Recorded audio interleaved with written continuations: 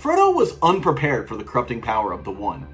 At the end of the story, Smeagol's desperate attempt to take the ring for himself results in its destruction, as well as his own.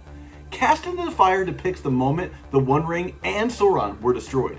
Cast into the Fire reads, choose one. Cast into the Fire deals 1 damage to each of up to 2 target creatures.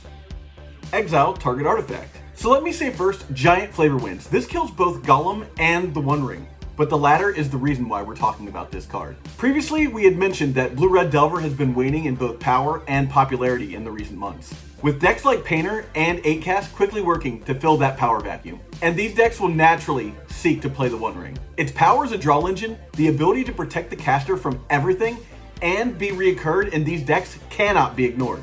And that is where Cast into the Fire steps in. Exiling the One Ring so that Goblin Welder and Emery cannot abuse it is the only way to be sure that your opponent will not bury you like the hosts of Mordor in Pelennor Fields.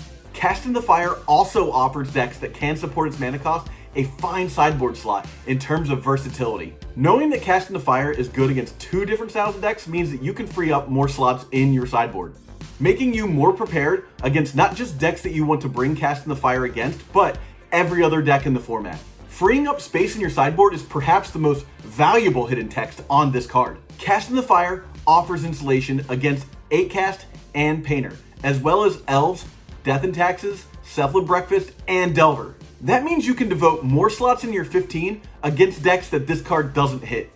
And you can never have too many slots against Reanimator, Lands, and Storm. Ultimately, Cast into the Fire offers a way to deal with the most popular decks that are filling the space that Delver left empty, and offering versatility in games 2 and 3.